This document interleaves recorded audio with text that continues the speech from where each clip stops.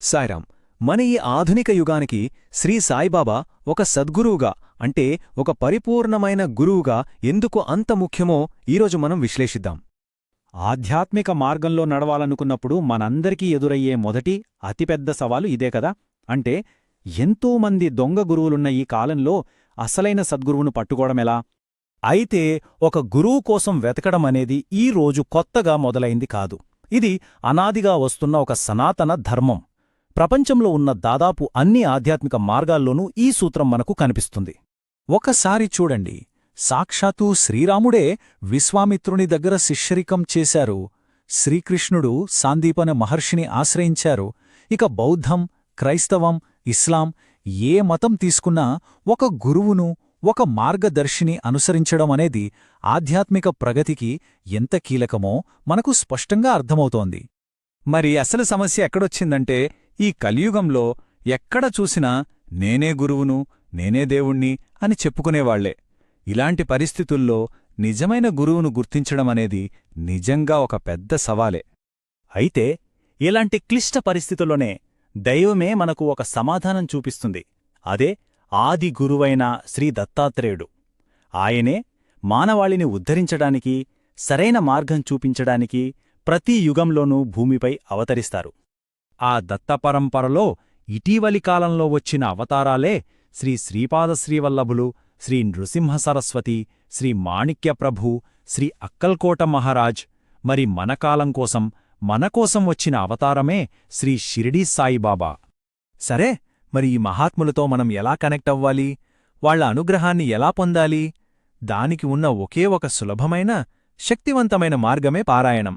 పారాయణమంటే ఏంటో తెలుసా? కేవలం పుస్తకం చదవడం కాదు.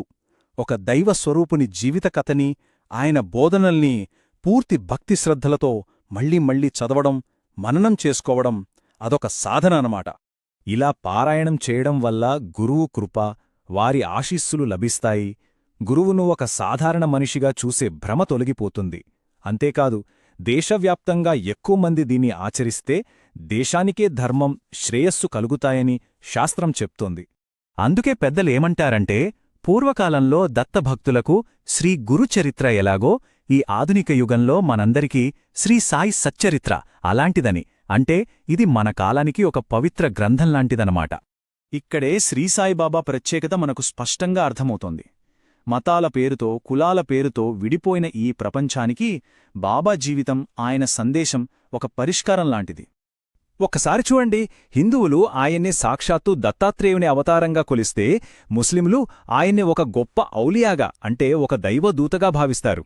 ఆయన అన్ని మతాలకు చెందినవాడు, కాని ఏ ఒక్క మతానికి పరిమితం కానివాడు. ఆయన గొప్పతనం మన దేశానికే పరిమితం కాలేదు. అమెరికాకు చెందిన ఒక క్రైస్తవ పండితుడు ఏమన్నారో చూడండి. సాయిబాబా జీవితాన్ని అర్థం చేసుకోకుండా యేసు జీవితాన్ని కూడా పూర్తిగా అర్థం చేసుకోలేమని అన్నారు. ఆయన కృషి ప్రపంచానికే ఒక బహుమతి అని కీర్తించారు. నిజమైన గురువుకు, నకిలీ గురువుకు తేడా ఇదే. రహస్య మంత్రాలిస్తానని, చౌకబారు అద్భుతాలు చేస్తానని చెప్పి ప్రజలను మోసం చేసే పద్ధతులను బాబా తీవ్రంగా వ్యతిరేకించారు. వాటిని పూర్తిగా నిషేధించారు. అందుకే ఆయన ఈ యుగానికి నిజమైన అవతారం. అయితే ఇక్కడ మనం ఒక చాలా ముఖ్యమైన విషయాన్ని గుర్తుంచుకోవాలి. గురువుగారి కథను, చరిత్రను పూజిస్తే సరిపోదు. అది ప్రయాణంలో కేవలం సగభాగం మాత్రమే. అంటే బాబా జీవిత చరిత్రను గొప్పగా కీర్తిస్తూ, పారాయణం చేస్తూ, ఆయన చెప్పిన మాటల్ని, ఆయన చేసిన బోధనల్ని మాత్రం మనం పట్టించుకోకపోతే అది ఎలా ఉంటుందంటే, ఓ గొప్ప డాక్టర్ దగ్గరికి వెళ్ళి ఆయనను ఎంతగానో పొగిడి ఆయన రాసిచ్చిన మందుల చీటీని మాత్రం వాడకుండా పక్కన పడేసినట్టు ఉంటుంది. మరి అలా చేస్తే రోగం నయమవుతుందా? అవ్వదు గదా. ఇంకోలా చెప్పాలంటే, గురువుగారి జీవిత చరిత్ర అనేది దైవానుగ్రహం అనే వర్షం లాంటిది. మరి ఆ వర్షపు నీటిని మన హృదయం అనే పొలంలోకి చేర్చాలంటే ముందుగా బోధనలతో ఆ పొలాన్ని సిద్ధం చేసుకోవాలి. చరిత్ర గురువు దైవత్వాన్ని చూపిస్తే, బోధనలు మనం దైవంగా ఎలా జీవించాలో చూపిస్తాయి. కాబట్టి సాయి జీవితం మరియు ఆయన బోధనలు ఈ రెండింటినీ కలిపి ఆచరించినప్పుడే కదా మనకు ఈ ప్రపంచానికి అసలైన మార్గం దొరికేది. బహుశా నిజమైన మార్గం ఆ రెండింటి కలయికలోనే ఉందేమో. ఏమంటారు?